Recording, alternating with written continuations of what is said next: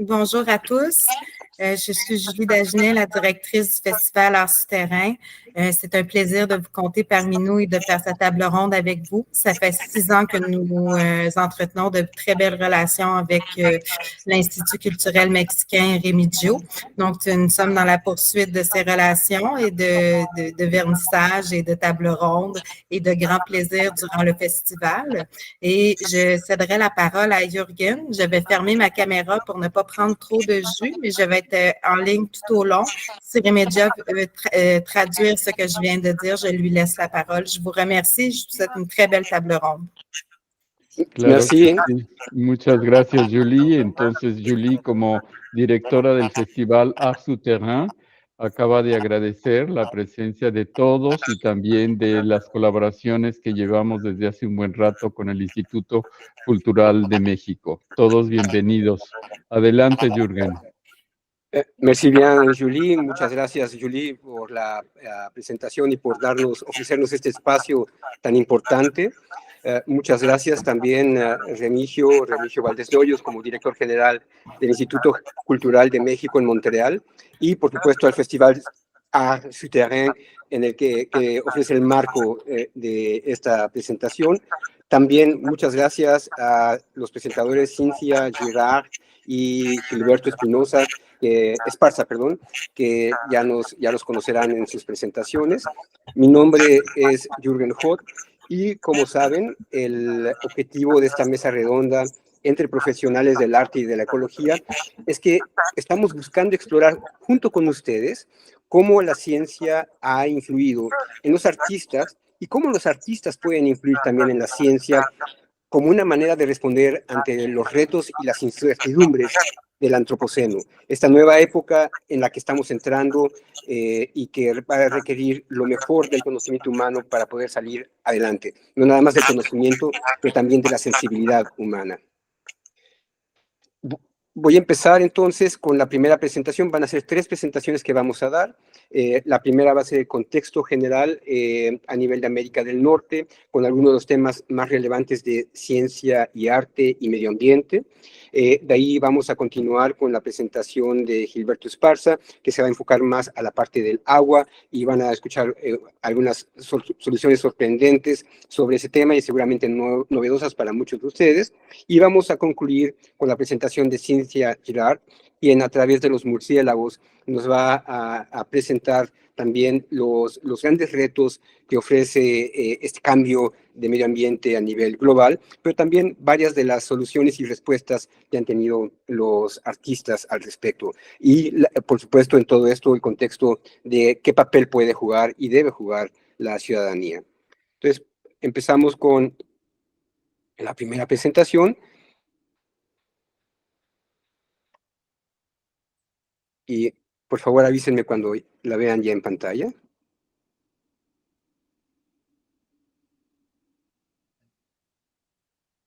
¿Ya la ven? Listo, sí. Ok, perfecto. Entonces, vamos a enfocar el tema a través de los pastizales.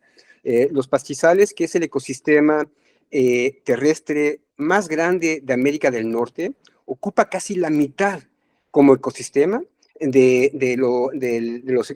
la superficie terrestre, como pueden ver aquí desde el río Mississippi, donde están los pastizales grandes, luego los medianos y luego los pequeños, y va desde Saskatchewan hasta San Luis Potosí.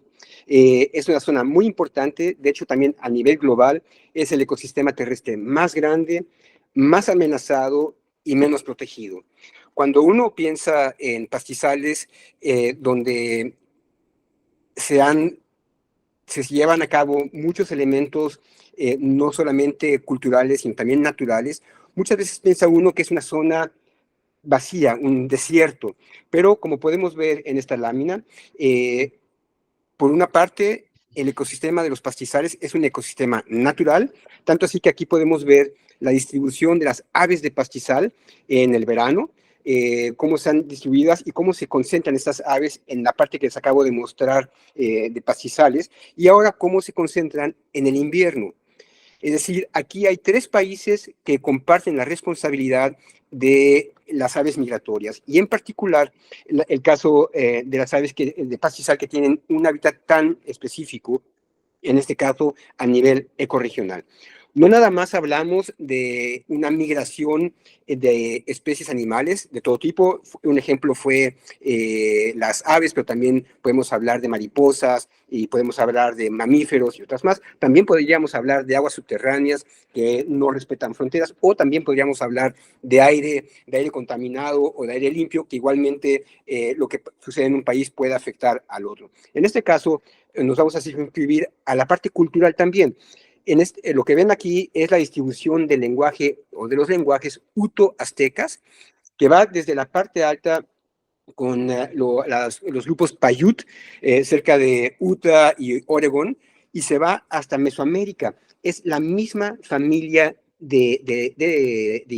idiomática, y que de alguna forma está recordando un origen del movimiento, por supuesto que en última instancia viene desde el estrecho de Bering y va reflejando el movimiento de las culturas conforme fueron invadiendo el continente.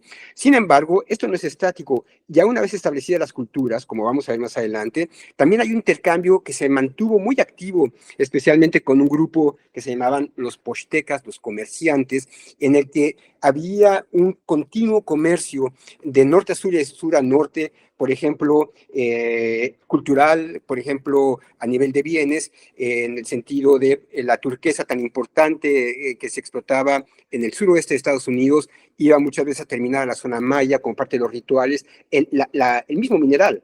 Y por otra parte, en el sentido inverso, los juegos de pelota más al norte en el continente están en esta zona Hohokam, los Pueblo, también la parte del norte de Chihuahua. Entonces es una extensión de Mesoamérica, pero más que una extensión, es un intercambio muy activo que se mantuvo en todo este tiempo. En estas culturas, en este devenir, se dieron varias culturas muy importantes, muchas de las cuales fueron completamente aniquiladas o casi aniquiladas de 1830 a finalizar el siglo XIX, pero nos dejaron un elemento muy importante, y todavía son culturas, muchas de ellas vivas hoy en día. Aquí estoy señalando solamente algunas: los Blackfoot, Mandan, Pawnee y la zona Pueblo, en la parte norte de Norteamérica, que junto con su experiencia, cerca de 40,000 años de presencia en el continente, fue el desarrollo de conocimiento. El desarrollo de conocimiento por grupos, por ejemplo, aquí tenemos reflejados a la izquierda una combinación de grupos. En medio está el jefe de la tribu de Blackfoot, que está en la parte central que les mostré, y la zona Mandan, que es en el norte, en la frontera entre Canadá y Estados Unidos. Bueno, estas culturas, que ya de por sí, al ser culturas nómadas, en la parte artística, ellos, como a diferencia de lo que vamos a ver en un momento, portaban el arte, lo llevaban consigo como parte, era un arte útil, era un arte práctico, en el que, como podemos ver en todos los casos, llevan prendas muy vistosas, muy elaboradas, pero no nada más era la parte del conocimiento, la parte artística, sino también del conocimiento. Estas culturas frecuentemente quemaban las zonas de las praderas, inducían incendios, y esto nos lleva al primer punto que quisiera hacer con esta plática. Todos hemos escuchado del equilibrio ecológico. Eso es quizás el principal obstáculo para haber avanzado, y para avanzar ahora en el contexto del cambio de la incertidumbre del cambio climático. El equilibrio no existe, el equilibrio nunca ha existido. Estamos y vivimos desde el primer momento, aún antes de que hubiera vida, en un sistema dinámico. Entonces, el reto es cómo conocemos ese sistema dinámico para trabajar, uno, para trabajar con él, y luego otro, para asegurarnos que las condiciones que estamos buscando se repitan. Pero mantener o querer mantener un ecosistema sin cambio es una manera directa de condenarlo, como vamos a ver en unos momentos más adelante. Entonces, este conocimiento ya lo tenían estas culturas indígenas, es un conocimiento que se perdió en buena medida, tanto que muchos de los incendios que vemos hoy en día en Estados Unidos y Canadá, y muchos en México también, ha sido porque no se siguió un régimen de disturbio, de quemas continuas, o su equivalente también con la remoción de bosques de las zonas de las praderas. Entonces se crean densidades elevadas, excesivamente elevadas de bosque, que remueven el carbono del suelo, muchas veces de los pastizales. A la hora que se queman, se van a la atmósfera y forman una fuente importante de gas carbónico, gas de efecto invernadero, que es básicamente el problema que tenemos hoy en el antropoceno. Estas culturas empezaron a dejar rastros. Cerca de estos son petroglifos, cerca de casas grandes, de alrededor de 5.000 años de edad, y ya bastante elaborados. Podemos ver coyotes, podemos ver guajolotes, podemos ver una serie de figuras geométricas que reflejaban la relación mágica que tenían estos grupos. Y aquí, a la izquierda de la flecha, un poco más a la izquierda, van a ver el símbolo de una guacamaya. Nuevamente, recuerden que estamos hablando de Chihuahua, pero esto refleja este comercio tan activo que tenían estas zonas con la parte del sur, de una manera también muy especial, porque la guacamaya formó parte central de la cosmogonía de todas estas culturas en el suroeste de Estados Unidos y el noroeste de México, y que se ve reflejado en la cultura paquimé. La cultura paquimé y estas culturas del suroeste de Estados Unidos, aquí empieza un segundo elemento de superlativos, llevan más de 3.000 años de asentamiento continuo, casi como los olmecas. En la parte del Golfo de México fueron también estas culturas que acumularon todo este conocimiento, nuevamente, que es vital para poder manejar de la mejor manera los ecosistemas, que son los que nos están dando la vida. Y aquí hay una anécdota muy interesante.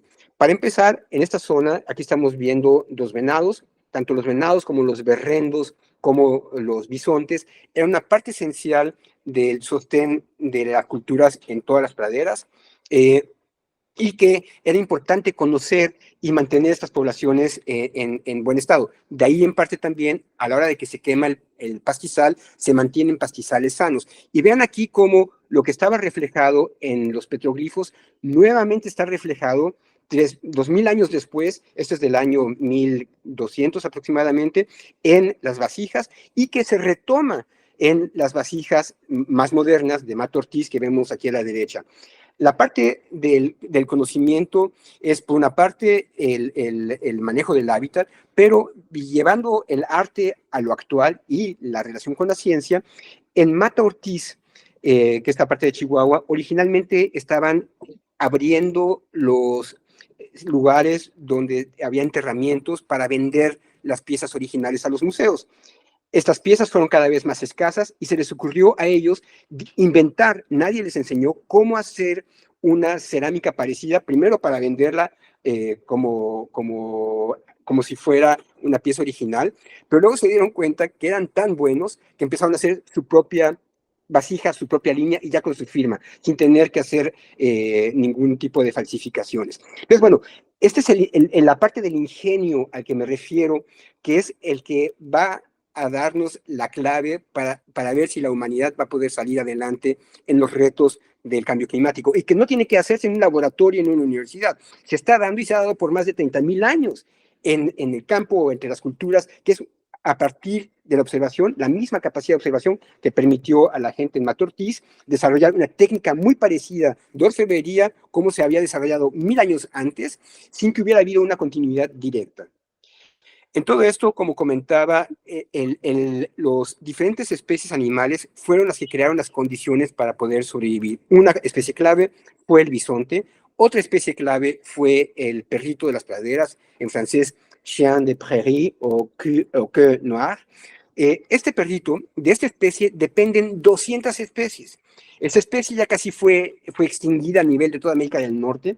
La población más grande que quedaba estaba en México, en Janos, la más grande de toda América del Norte, y sin embargo, a través de actividades principalmente sin control de agricultura, en particular de agricultores menonitas, con apoyo de bancos canadienses, han destruido y saqueado las zonas aún cerca de áreas naturales, y han básicamente agotado los acuíferos, aún afectando a las poblaciones originales de la región para una producción intensa. Tanto así que lo que antes había sido un campo de perrito de las praderas, este es el siguiente día después de que le pasaron el arado, siendo que es una especie amenazada y en peligro de extinción, sin ninguna reglamentación, su hábitat ha sido destruido. Y esto tiene un reflejo.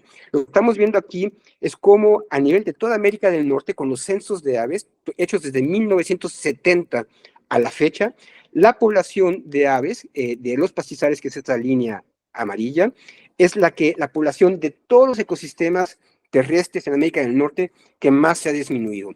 Es decir, ha disminuido en 60% la población total.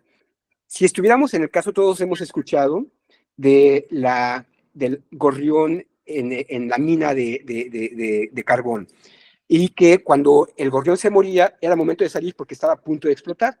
Bueno, aquí imagínense que hubiéramos entrado con 2 gorriones a la mina de carbón, uno ya se murió.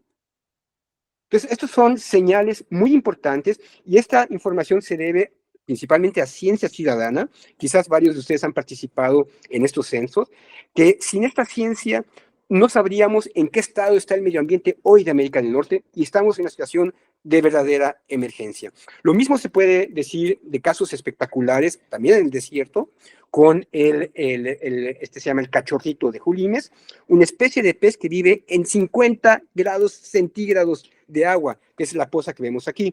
Entonces son situaciones únicas que gracias a la ciencia se descubrió y en colaboración con la comunidad se ha conservado, se ha protegido, porque ese tipo de especies puede tener respuestas para ver cómo se pueden encontrar soluciones a los nuevos retos que nos estamos enfrentando.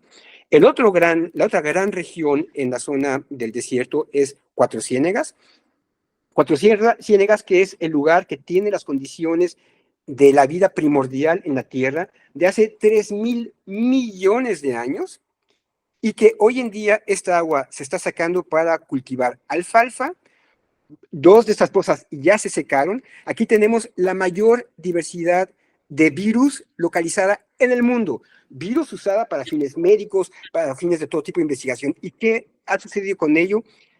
Solamente para extraer alfalfa, donde a 80 kilómetros de distancia de Cuatro Ciénegas, que es un parque nacional, un área protegida, ahí se cultiva el alfalfa para generar leche, con todo una pérdida enorme para la humanidad, para encontrar soluciones al nuevo ambiente de incertidumbre al que nos estamos enfrentando con el cambio climático.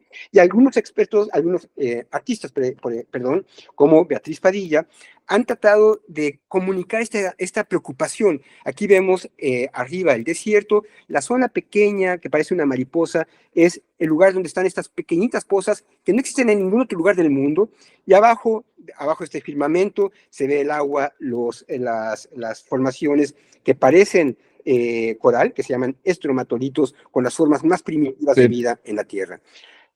Perdón, Jürgen, perdón, no estamos viendo el diaporama. ¿Ah? No está corriendo y ya van 2 personas que nos avisan. Ah, ¿Okay? yo sí lo estoy viendo aquí, qué raro. No, vemos solo la primera página. Ven solo, ok. De ahí que no entendíamos muy bien. Ahí ya. Ok, entonces vamos a manejarlo aquí así. Gracias. Esta es la forma de una presentación, ok. Entonces, esta es la zona, muy rápido, esta es la zona de América del Norte, esta es la migración de las aves, cómo se concentran en Chihuahua, este es el movimiento de las culturas que platicamos, el primero de las migraciones humanas y luego del comercio. Estas son las zonas de las que estamos hablando con los Pony, los Mandan, los Blackfoot, y voy a quitar esto para que se vea todavía un poco más grande, espero que se vea mejor. Ok, eso está mejor. Aquí están estas pinturas fascinantes de los primeros sociólogos y artistas. Estamos hablando de 1830, de George Catlin, de John Lamb en Canadá, que hicieron un trabajo fenomenal, Karl Bodmer de Alemania, en registrar estas culturas que a los 20 años muchas de ellas ya habían desaparecido por las diferentes enfermedades como tuberculosis, y se llevaron con ellos el conocimiento que les estaba comentando, por ejemplo, del manejo de los incendios, que ha permitido mantener los pastizales sanos. Conocimiento que viene de esos 50.000 años de estar presentes en la región, y reflejado también en estos, hace 3.000 años, 4.000 años, perdón, que hicieron estos petrograbados, y donde permitió el asentamiento de estas culturas como Paquimé, que eran estructuras de departamentos de 2, 3 pisos de alto y que tienen 3.000 años de asentamiento continuo. Sin embargo, la cultura Paquimé es del año 1200 aproximadamente, cuando llegó a su apogeo, y ese es el tipo de cerámica que ellos tenían, reflejando su relación tan estrecha, no solamente con la fauna del lugar, sino también con la fauna como las guacamayas que venían de Mesoamérica y que ha sido retomado por artistas contemporáneos de Mata Ortiz. Entonces, estábamos platicando del perrito de las praderas, que es que es tan importante como se llama una especie clave, porque hay 200 especies, desde insectos hasta los bisontes, que dependen de esta especie de mamífero, pero no nada más eso, porque al hacer galerías, al hacer huecos, al hacer hoyos bajo tierra, es un ingeniero del agua y está facilitando la infiltración del agua hacia los acuíferos, los grandes acuíferos como el Ogalala, que es el que está encima, junto a Mississippi, que es la principal productora de granos del mundo. Sin embargo, a la hora de que es sin falta de regulación, como ha sucedido con los menonitas en Chihuahua, donde han sobreexplotado los acuíferos, han creado desiertos. Cuando se acaba como desierto en el sentido de estéril, se van, pero mientras tanto se han ido a Belice, se han ido a Paraguay, pero dejan detrás de ellos una zona de muerte, como lo ha sido para esta especie, el perrito de las praderas, que es una especie amenazada y que perdió completamente su hábitat. Se ha reducido la zona de esta gran última colonia de América del Norte en 80% los últimos 20 años debido a estas prácticas que deberían ser ilícitas. Y aquí pueden ver cómo la consecuencia de todo esto es como un primer indicador es la caída, que es esta amarilla, de las poblaciones, la pérdida de las poblaciones de aves desde 1970 a la fecha, en una pérdida de cerca de 60%, en las poblaciones, y es donde decía que si entrábamos lo que se hacía originalmente en las minas de carbón, porque había gas grisu, y el gas grisu no lo sentimos nosotros, pero si entraba un gorrión y se moría, que es mucho más sensible a nosotros, era el momento para que todo la cuadrilla de mineros se salieran, porque eso iba a explotar, o se iban a morir. Entonces aquí nosotros no entramos con uno, sino entramos con 2 gorriones a la mina. Uno de ellos ya se murió. Y es a lo que me estoy refiriendo, de que ya tenemos estos indicadores que nos están diciendo que hay algo muy grave que está sucediendo en los ecosistemas de América del Norte. Estamos básicamente, si fuera un carro, estamos manejando con la reserva, ya no tenemos el tanque lleno de gasolina para viajar a donde queramos. Y con los ejemplos fabulosos de casos únicos como esta especie de pez que se llama el cachorrito de Julimes, dibujado por un dibujante científico mexicano reconocido, que es Marco Antonio Pineda, con estudio fabuloso vinculado con la ciencia y con la comunidad local, que ha permitido la conservación de estos sitios, o los estudios que se han realizado por Valeria Sosa de la UNAM en Cuatro Ciénegas junto con la NASA, junto con la UNAM, para estudiar lo que podría ser primordios de origen de la vida aún en Marte, porque esta es la forma de vida más primitiva en el planeta, que básicamente lleva 3.000 millones de años ininterrumpidos de existir, pero ahora, básicamente, los últimos 20 años contra 3.000 millones de años, ya se están secando todas las fosas. Quedan una que otra todavía funcional, pero básicamente se está dando entre 5 y 10 años para que todo quede, como vemos aquí, completamente muerto. ¿Por qué?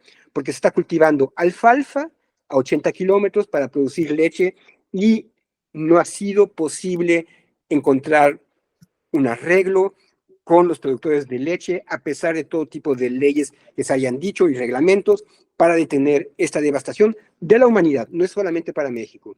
Y esto lo han tratado de reflejar artistas como Beatriz Padilla, en este caso, donde les mostraba que está combinando lo que sería dentro de todo un desierto, la gema que significa contar con estas turquesas de agua en medio del desierto, con toda esta riqueza de la vida reflejada con estos corales que son formados por estromatolitos.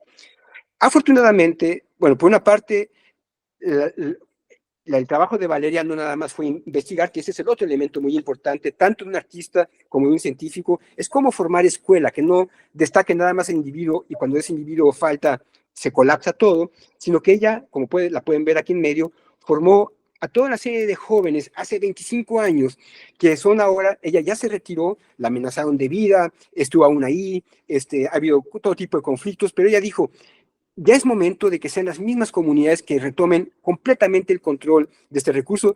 Todos ellos nacieron en la comunidad y se dedican desde chicos, como pueden ver aquí a la derecha, a hacer toda serie de dibujos y formas de sensibilizarse, de entender, de conocer lo que es este ecosistema tan valioso. Pero eso no nada más se da en gente educada, por decir de una forma. Esto es algo que me encontré, por ejemplo, en la carretera, que también los ganaderos, los rancheros tienen su propia expresión. Como pueden ver aquí, es una forma bastante fuerte. Pensé, es una zona que está asediada además por el narco y todo lo demás. Primero, cuando lo vi a distancia, pensé que era algo que había que reportar a la policía, pero al fin de cuentas, fue una expresión artística de un ranchero que quería dar a conocer la importancia que tiene el agua a su manera. Y esto viéndolo un poco más de cerca, más de lejos, perdón, les da una idea de lo que parecería, digamos, que aún no importa el nivel de educación. Nuevamente, no hay que ir a una universidad para ser artista. Uno puede comunicar una problemática a través del deseo, ya sea marcando la cueva, como se hizo originalmente hace 5,000 años, o haciendo una escultura improvisada junto a la carretera.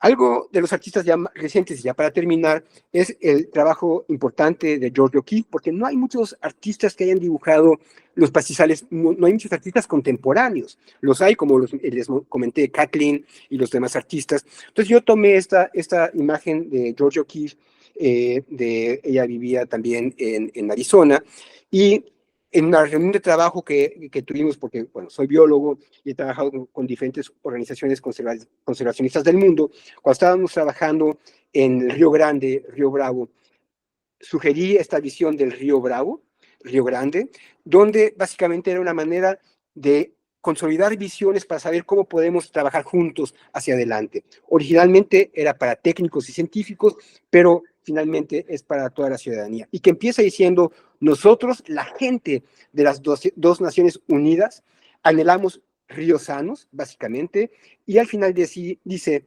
queremos un río con puentes, no con muros.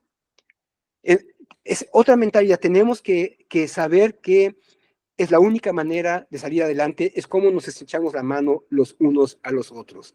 Y ya para terminar, estos son los pastizales, pero ahora de la zona centro del país, que están alrededor de la Ciudad de México, de cuya presencia de estos pastizales dependen 25 millones de habitantes, porque es la única zona de infiltración de agua de los acuíferos de donde se obtiene el agua.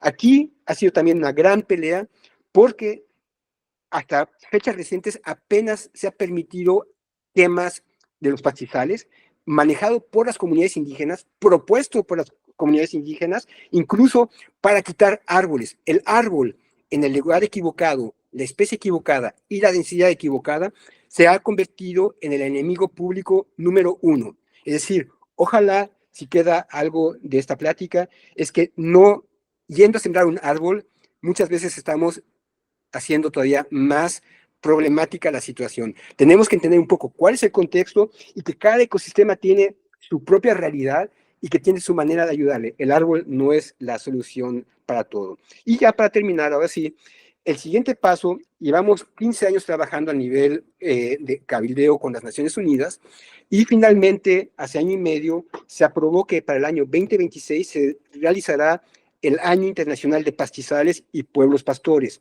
Y para que vean más o menos que esto ya es una línea que estamos desarrollando a nivel global, es varias cosas que resumen lo que presenté hoy. Uno es que los pastizales como tales son vitales como tal. Un pastizal no es un bosque degradado, es un ecosistema en sí mismo. Sembrar árboles en los pastizales puede ser una pésima política y puede ser contraproducente. Los bosques no son los únicos sistemas que pueden conservar el carbón en la tierra, porque ese carbón de la tierra no queremos que se libere y se vaya a la atmósfera, sino que los pastizales pueden ser iguales o incluso mejor. ¿Por qué? porque a la hora que se incendia, imagínense todo lo que se quema en un bosque, pero si se incendia un pasto, es nada más la poca vegetación que tiene el pasto, el resto del carbono permanece en el suelo. Y lo último es que los pastizales pueden dar bienes y servicios fundamentales y esenciales para mantener a la especie humana. Y sobre eso vamos a hablar ahora sobre el agua. Esto es esta poza ya no existe en Cuatro Ciénegas, pero vamos a hablar con Gilberto sobre algunas soluciones que están relacionadas con el agua para que veamos ahora más ese tipo de aspectos científicos y artísticos. El micrófono es tuyo, Gilberto, y yo aquí termino mi plática. Muchas gracias por su atención. Voy a regresarme. Ya. Hola, muchas gracias a todos.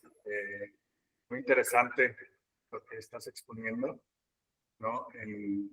Acá en el caso de San Miguel de Allende, estamos en una zona semidesierta y los pastizales pues sí no es la vegetación nativa, pero ayudan mucho como plantas primarias para generar suelo y a partir de ahí ayudar a que las plantas nativas entonces puedan prosperar. Y bueno, yo he estado trabajando con temas de agua desde hace ya varios años en varios proyectos, ¿no? Uno de los problemas principales en México en términos de agua es que tenemos el 60% de nuestros ríos altamente contaminados y a partir de todas esas como alertas y preocupaciones empecé a investigar sobre el tema del agua, ¿no? Buscar maneras de cómo sensibilizar a las comunidades, a todos los niveles también, para poder hacer frente a estas problemáticas. Y el tipo de arte que he desarrollado no solo hace una simulación, un señalamiento, sino que también lo que hace es buscar tecnologías que ayuden a mejorar la calidad del agua de nuestros ríos, de nuestros cuerpos de agua. Entonces, he desarrollado varios proyectos. Uno de los con los que empecé con temas del agua es la planta nómada, que es la que está aquí atrás. Les voy a mostrar mejor físicamente. Y la voy describiendo. Esta cosa es un híbrido entre una planta, bacterias y un robot. Entonces, lo que hace es vivir en los ríos contaminados, en la ribera de los ríos, camina por ahí porque es totalmente autónoma y busca el agua contaminada del río. Entonces, con esa trompa, recolecta el agua a través de una bombita y la lleva hasta estas celdas que son como unas baterías biológicas que le llaman celdas de combustible microbianas.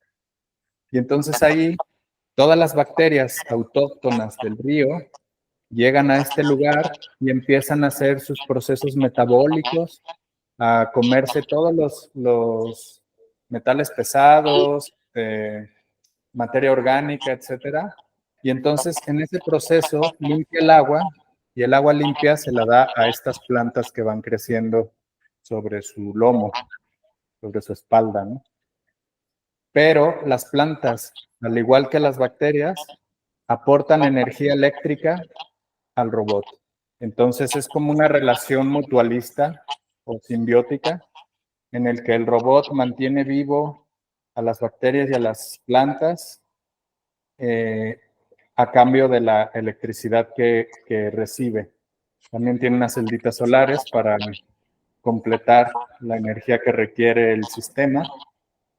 Y lo más importante es que esta pieza ha estado ya en varios ríos y se ha invitado a la comunidad a conocer qué sucede dentro de todo esto, ¿no? Y cómo lo que sucede aquí se puede replicar en una planta de tratamiento o cómo evitar que el agua llegue a los ríos, pensando más como en un respeto con los cuerpos de agua, ¿no?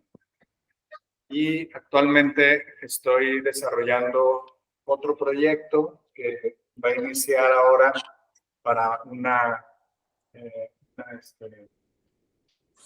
residencia en Canadá,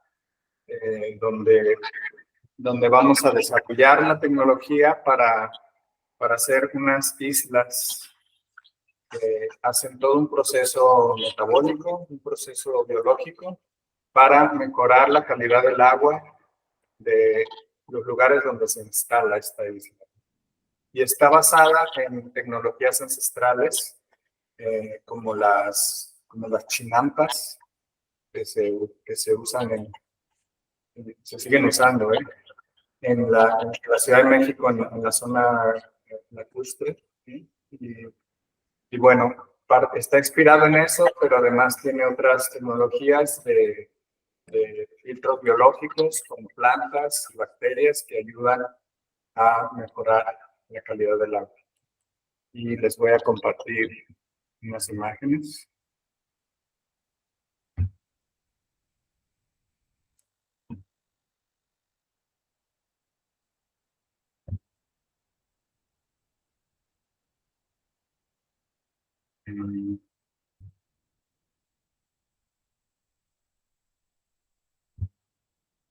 Me dicen si se ve en pantalla completa.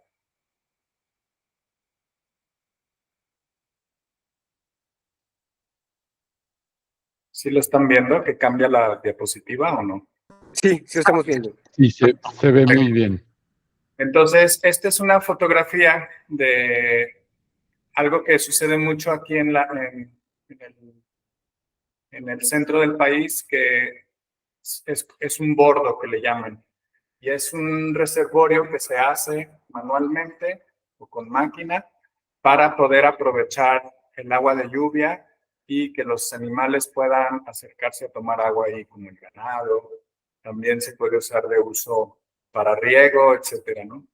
Pero estos cuerpos de agua simplemente se hace estos bordos y se retiene el agua, pero esa agua tiene muchas partículas de tierra y no entra la luz dentro y no permite que plantas acuáticas puedan crecer en el fondo. Entonces, hay muchas comunidades en México que tienen problemas de agua. Yo vivo en una comunidad que se llama Las Cañas, en Guanajuato, cerca de San Miguel de Allende. Y es una pequeña comunidad que hace 3 años tuvieron un problema de agua que duró 2 años sin agua. Entonces, tenían que llevar pipas al lugar y era todo muy problemático, ¿no?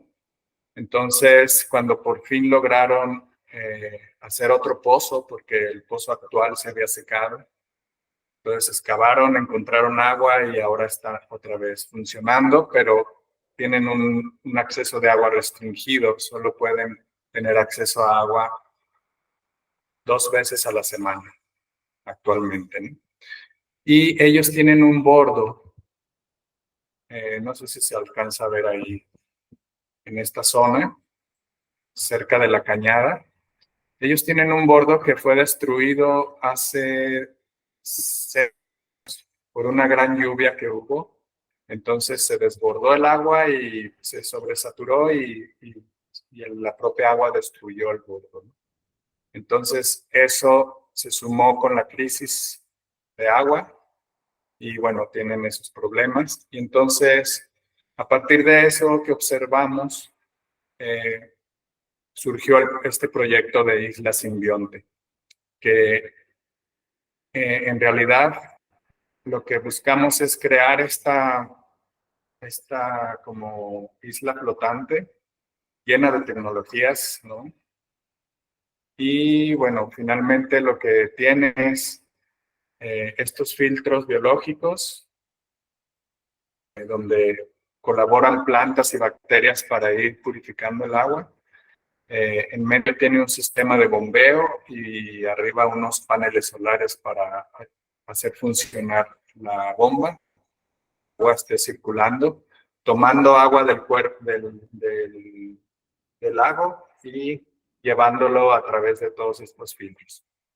Y eso constantemente durante 2-3 meses, entonces ya todo el cuerpo de agua se empieza a ver cristalino y más accesible para otros usos, no nada más para riego y animales, sino ya con una etapa pequeña de filtraje con filtros de arena y así, se puede potabilizar y entonces puede ser también aprovechada para las comunidades. Y bueno, la estructura está basada pues en las microalgas, ¿no? En las cianobacterias. Y bueno, es una diferencia de justo pensando en cómo pasar.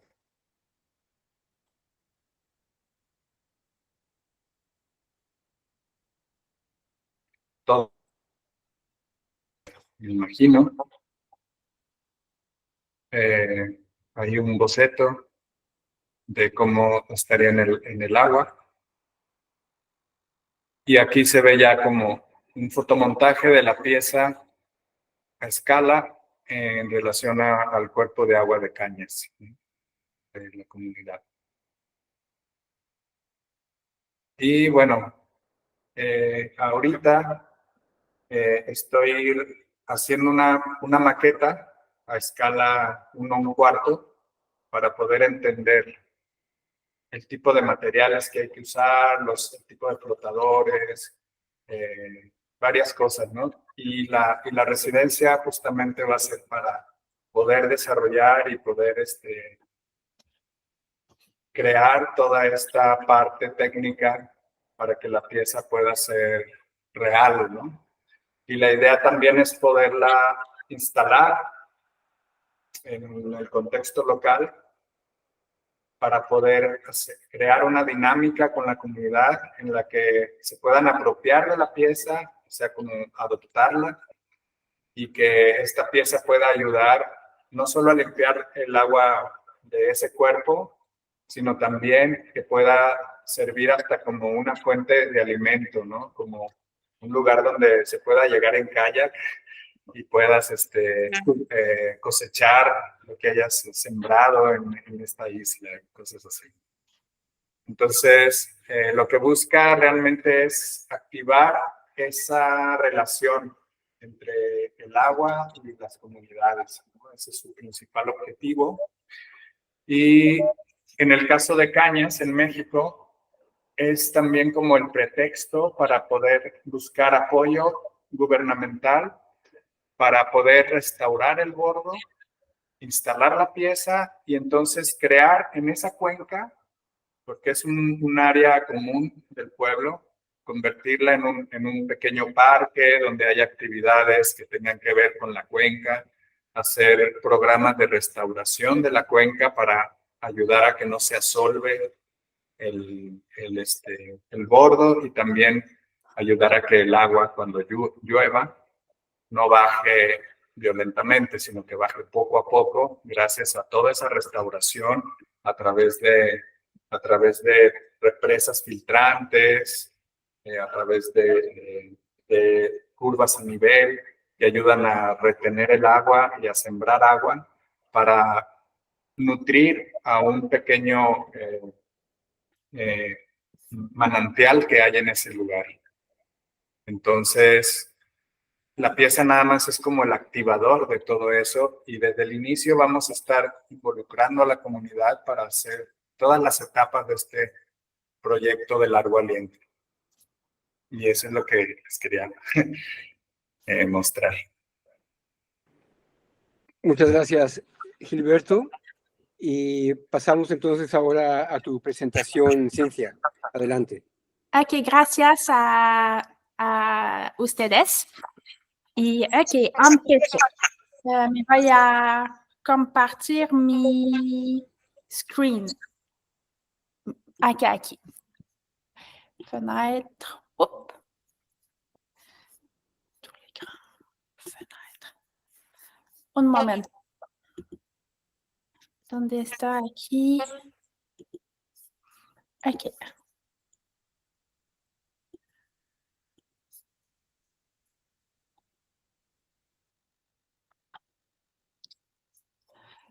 Diaporama.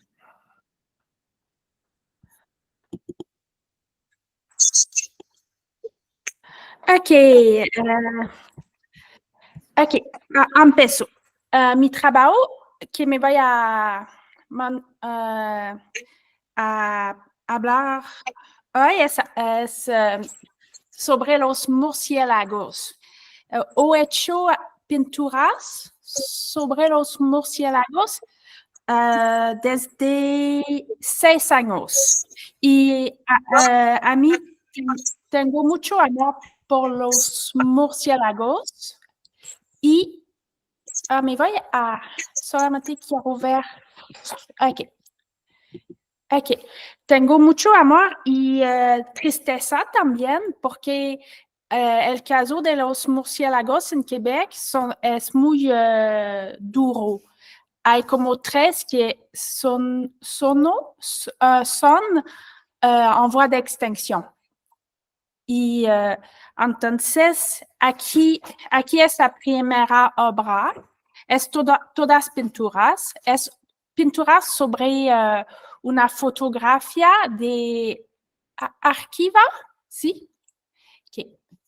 Puedo ponerlo más grande aquí.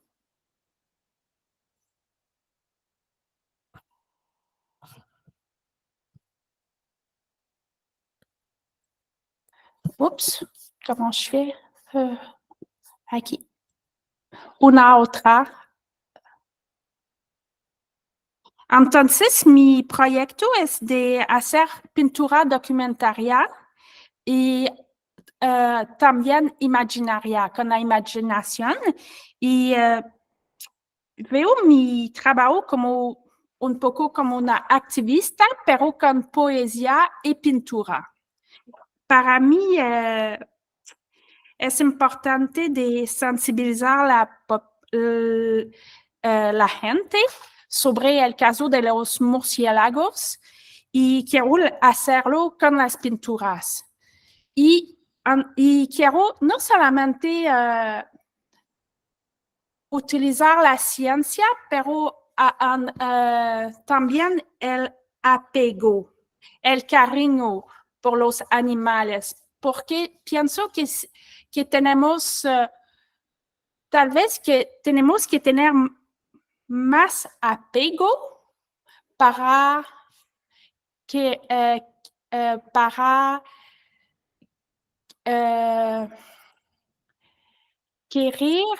cambiar las cosas. No es solamente racional, es también las emociones. Aquí es la idea de Jürgen también. Los nubes no conocen las fronteras, entonces pueden ir a donde quieren. Y los nubes aquí son nubes de polución. Arriba, se dice 2018, les GES. Les GES son como la polución. Están muy felices porque el gobierno no hace, no quieren cambiar las políticas para cambiar el medio ambiente. Aquí es uno de mis primeros también, de mi primera pintura con murciélagos. Pueden verlos aquí. Son como grande boca con, sí, así, con pájaros. Pueden leer aquí lo que dicen. ¿Sabes que la población quebequense se sintió no me voy a traducir porque es demasiado difícil. pero son grandes pinturas de como de 3 metros por 2 metros. Aquí una otra obra. Y aquí son los murciélagos que vienen a ayudar los anguillas. Jürgen, no sé cómo decir anguille en español. ¿Puedes ayudarme? Anguilas. Anguillas, ok. Y aquí, je retourne ici. Ok, ici. Oh mon Dieu, c'est compliqué.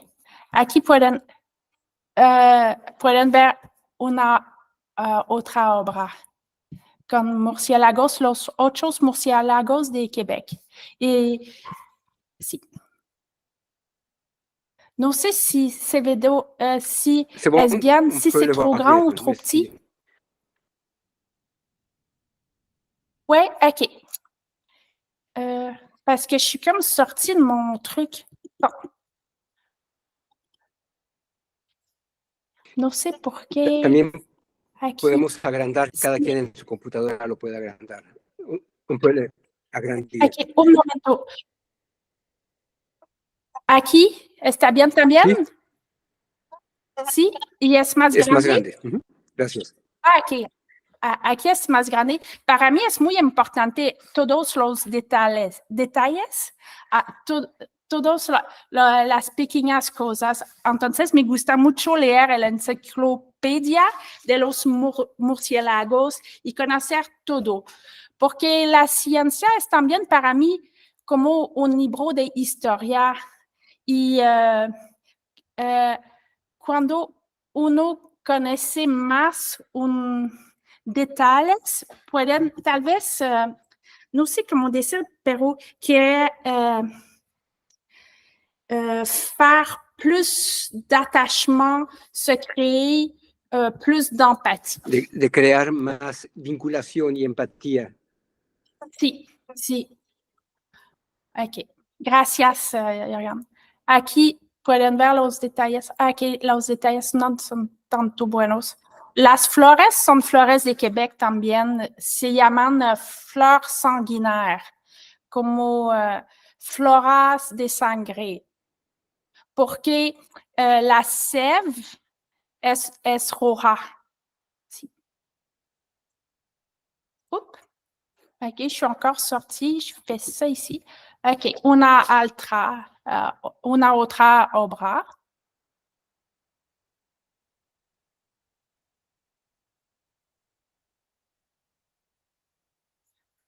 Aquí también, con Nosferatu al centro.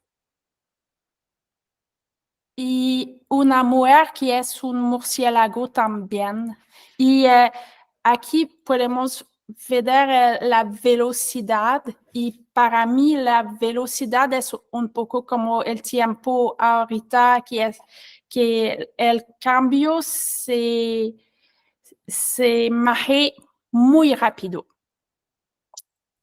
Aquí la próxima.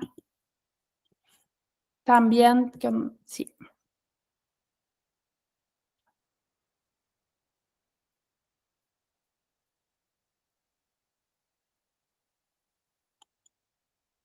Para mí, cuando estoy haciendo como una exposición, es para mí un momento donde puedo compartir mis ideas y todo mi cariño por los murciélagos. Y veo eso como una cosa que es muy importante para mí.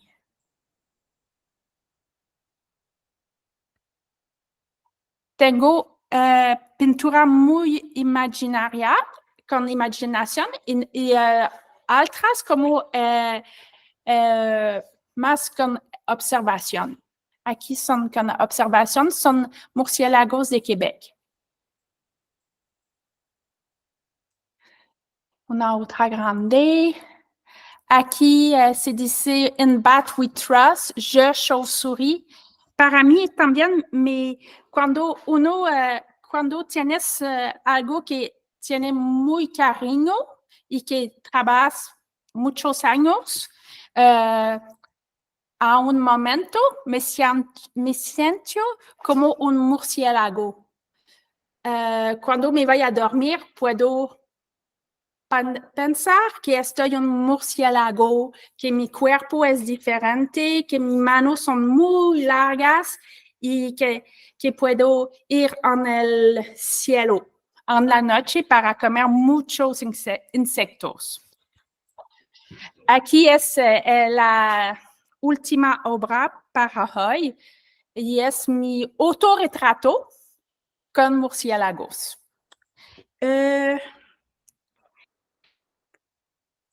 Eso es lo que voy a presentar con ustedes. Muchas gracias. Muchas gracias, Cintia. Muchas gracias, Gilberto. Y bueno, como vimos, la inventiva, la imaginación, la creatividad son quizás los elementos más destacados de la especie humana y que van a ser fundamentales para ver cómo salir adelante en esta nueva era del antropoceno. Entonces, con estas presentaciones abrimos el micrófono y les agradecemos su atención. Las preguntas que tuvieran y nosotros podríamos tratar de responder, es el momento de hacerlas.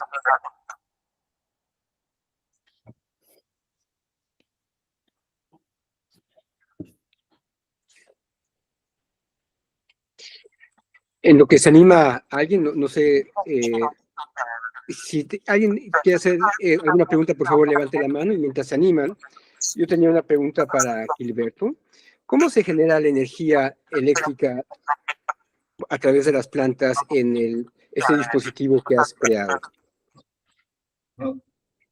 Hay una tecnología que tendrá unos 15 años que se está desarrollando, de hacer celdas de combustible microbianas, que básicamente es en un contenedor poner dos electrodos, un ánodo y un cátodo, como cualquier batería, pero están hechos de materiales especiales, ¿no?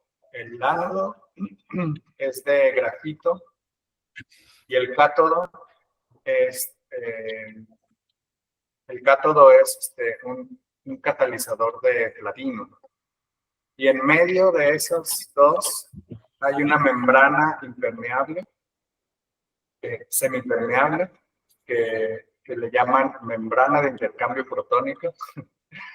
Pero en el proceso vi que estos materiales eran muy costosos, sobre todo por el platino y la membrana. Y yo opté por hacer unas celdas más simples, donde ponía el ánodo, o sea, el grafito, en la parte anaeróbica y el cátodo en la parte aeróbica. Entonces, eso permitía que las bacterias anaeróbicas se fueran a la parte del ánodo y en el cátodo la oxidación. Entonces, ahí ya se generaba una diferencia potencial porque hay una bacteria que se llama Geobacter y otras bacterias que viven también muy comunes en aguas residuales, que cuando se están alimentando liberan electrones porque rompen la molécula del agua. Entonces, al romperse la molécula, sube el hidrógeno y sube el oxígeno y suben los electrones. Esos electrones se capturan con el grafito porque los electrones buscan el camino más fácil para trasladarse.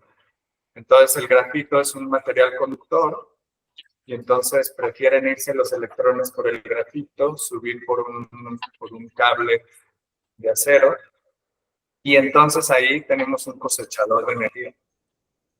Okay. Entonces vamos ocupando los electrones para cosechar energía y el hidrógeno y el oxígeno, cuando llega a la superficie de la celda, se vuelve a unir por un proceso también metabólico y de oxidación. Se une y al unirse pide electrones. Y entonces abajo se generan electrones y arriba los pide. Entonces eso es lo que genera una corriente eléctrica. Algo así. Qué interesante. Gracias. Fascinante.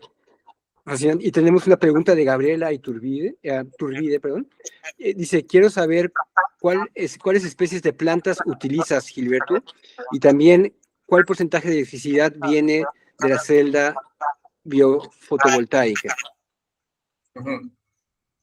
Las celdas microbianas producen un voltaje muy pequeño. Estamos hablando de 1.5 volts a 1 miliamperes. Pero lo que hace el sistema es que una vez que toma agua, se queda en un lugar seguro, estacionada y duerme. Y en ese tiempo prolongado de 20 días, está cosechando energía poco a poco. Y es más o menos el tiempo que las bacterias tardan en eliminar todos los contaminantes en el agua que guardó ahí en las celdas, ¿no? Entonces, está como acorde la cantidad de energía que produce con el tiempo. El tiempo es como clave.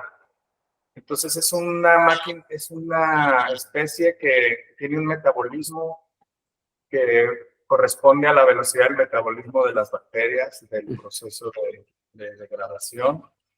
Y entonces le da todo ese tiempo para acumular energía y entonces despertar para volver a buscar el agua y otra vez hacer ese ciclo, ¿no? Sensacional. Y además, creo que lo comentaste, pero para estar seguros que lo conoce el público, que se están moviendo solos. Parece como fuera un robot marciano, ¿no? Sí, se mueven. Pero solo se mueve 2 horas cada 20 días. Y lo que pregunto aquí también, Gabriela, es si crees que podría también funcionar en invierno con cianobacterias.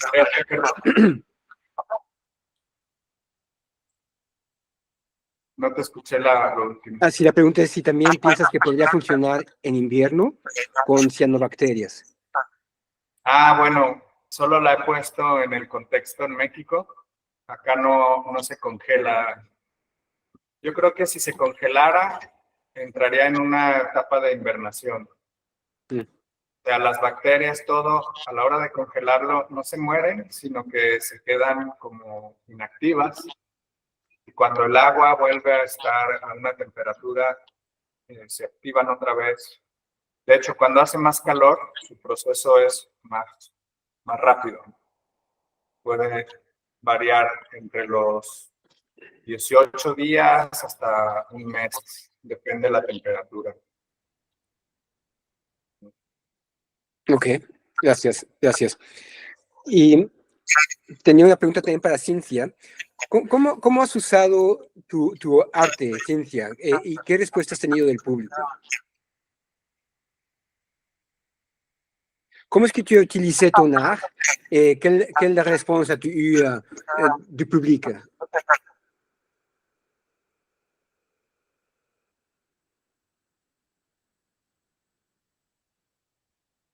No te escuchamos, Cintia. Je pense que ton micrófono... Oui. La respuesta del público. Sí, ¿quieres saber la respuesta del público? No sé, es un momento, es como leer una poesía. Tal vez es para abrir nuevas ideas y compartir preguntas sobre la extinción de los animales, pero lo hecho con pintura. Entonces, no sé, tenemos conversación sobre el sujeto cuando estoy haciendo una exposición. ¿Y? Hablamos sobre los animales y puntos específicos de los problemas. Y sí, tal vez para mí es para sensibilizar. Es cierto que una exposición no es muy grande público, entonces tengo humildad. Pero es el trabajo que quiero hacer. Okay. Quiero hacer el trabajo,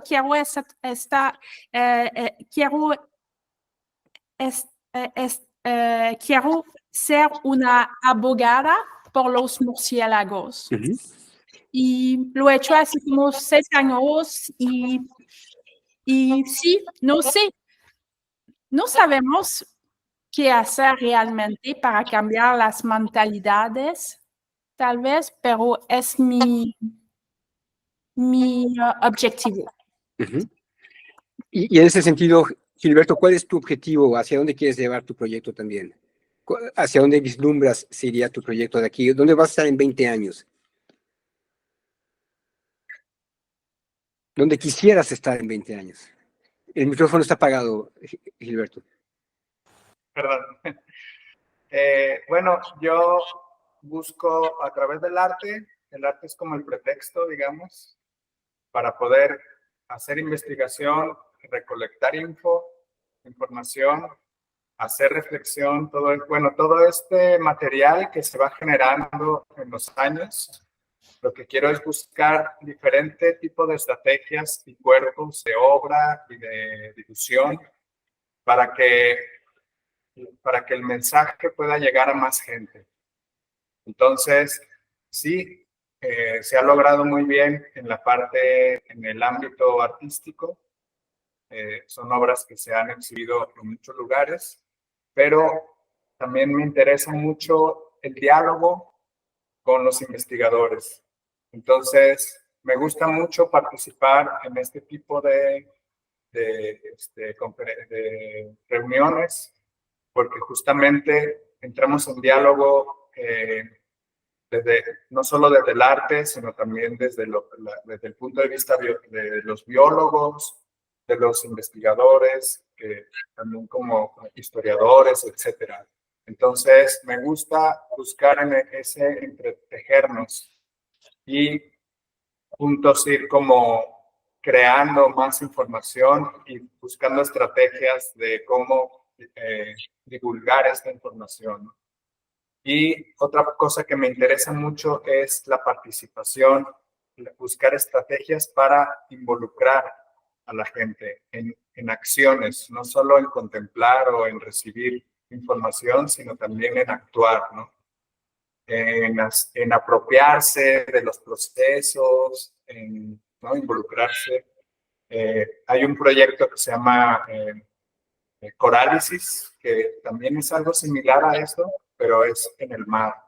Y entonces ahí involucramos a las comunidades pesqueras, a las comunidades que han sido atacadas también por el desarrollo turístico, que quieren ser desplazadas. Entonces, a través de estos proyectos es como empoderarlos un poco, ¿no? Instalar una pieza de estas en el mar y que la presencia de esa pieza beneficie económicamente a esas comunidades. Ellas lo adoptan para cuidarlo, para darle seguimiento al cuidado, pero también para crear un turismo regenerativo o un turismo consciente, en el que en vez de solo ir a ver corales, lo que hacen es participar en el mantenimiento de la obra o entrar en diálogo con la comunidad pesquera que ya está nutriéndose de información para poder hablar de la fragilidad de los ecosistemas y de cómo se pueden cuidar. Y también para desviar, o sea, llevar estas estructuras a lugares donde entonces el turismo ya se aleje de las naturales y se entretenga en estos otros proyectos educativos. Y así un poquito equilibrar con ese impacto que genera el turismo, ¿no? Entonces, buscar estrategias, no es de prohibir, no entren más, sino buscar estrategias que sean posibles, ¿no? Y que, no sé, es buscar todo el tiempo que estos dispositivos sean como dispositivos de reflexión y de involucrar.